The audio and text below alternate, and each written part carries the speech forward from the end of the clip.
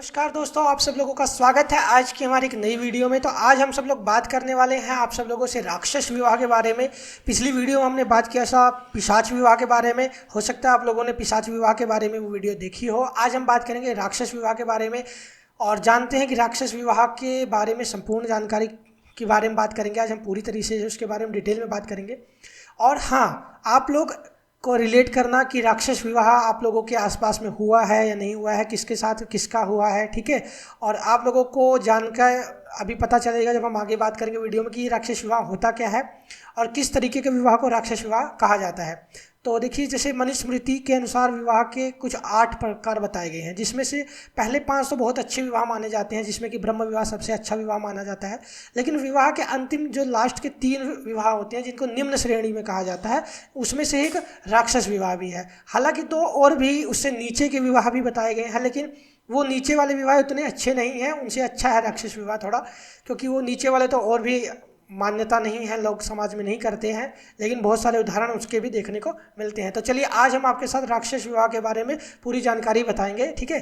तो चलिए शुरू करते हैं कि सबसे पहले बात करते हैं कि राक्षस विवाह क्या होता है। यह एक तरह के गंधर्व विवाह का ही एक रूप है, ठीक है। हम गंधर्व विवाह में जल्दी ही वीडियो बनाएंगे।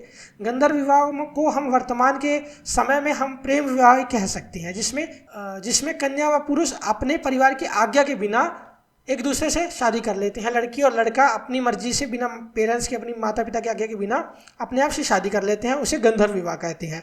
और राक्षस विवाह में वर जो है, यानी लड़का जो है, वो तो तैयार होता है, यानी वर पक्ष भी तैयार होता है, लड़का भी तैयार है, उसके माता पिता भी तैयार है, लेकिन कन्या का पक्ष तैयार नहीं है। कन्या को तैयार किया जा सकता है, जबरदस्ती नहीं की जा सकती कन्या के साथ, लेकिन कन्या के साथ झूठे वादे भी किए जा सकते हैं। जरूरी नहीं है कि कन्या के साथ झूठे वादे किए जा सके। कन्या तैयार है, कन्या को बहलाया फुसलाया जाना भी इसी विवाह के अंतर्गत आता है। लेकिन और उसमें होता क्या है कि जरूरी नहीं है कि कन्या के साथ धोखा भी किया जाए, ऐसा जरूरी तो नहीं है।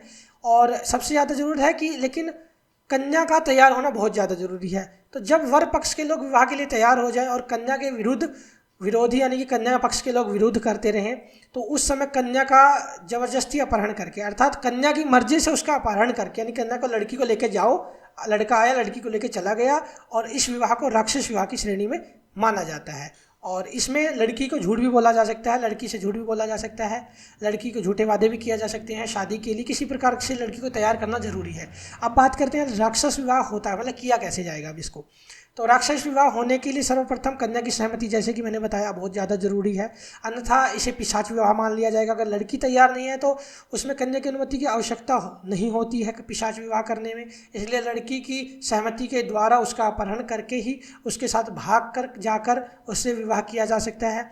लड़की का अपहरण करके उसके पश्चात उस पुरुष के साथ पूरे विधि विधान से विवाह संपन्न करवाया जाता है। लेकिन इसमें सबसे इम्पोर्टेंट, सबसे ज़रूरी बात है कि कन्या का जो ब्रह्मचर्य आश्रम से गृहस्थ निकलकर गृहस्थ आश्रम में प्रवेश करना भी आवश्यक है। यानी लड़की बालिग होनी चाहिए, लड़की नाबालिग ना हो, और ऐसा विवाह तभी ये मान्य है।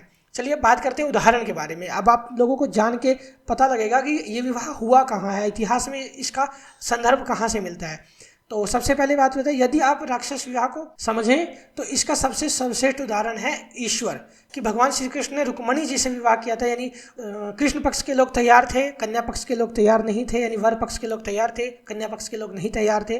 तब श्री कृष्ण भगवान जी ने देवी माँ के माता जी के मंदिर से उनका अपहरण करके उनके साथ राक्षस विवाह किया था। इसे राक्षस विवाह की श्रेणी में ही किया माना जाएगा। और इसी प्रकार श्री कृष्ण जी की जो बहन थी सुभद्रा और उनका अर्जुन का विवाह भी जो हुआ था वो भी राक्षस विवाह के अंतर्गत ही आता है। तो इतिहास में कई इस तरह के विवाह के उदाहरण मिल जाएंगे आप सब लोगों को जो कि राक्षस विवाह में आते हैं। और महाराज पृथ्वीराज चौहान जी का विवाह भी राजकुमारी संयोगिता के साथ हुआ था, वो भी एक राक्षस विवाह में ही आता है। और अब आप सब लोगों को राक्षस विवाह के बारे में पता चल चुका है, तो आप लोग कमेंट करके ज़रूर बताइए कि आपके आसपास में आपके जानने वालों में कितने लोगों का ये विवाह हुआ है, और आपको ये आज जान के पता चला पहली बार, या पहले से जानते थे कि ये ऐसा कोई विवाह होता भी है या नहीं होता है। तो प्लीज़ कमेंट करिए। मिलते हैं एक नई वीडियो के साथ। धन्यवाद।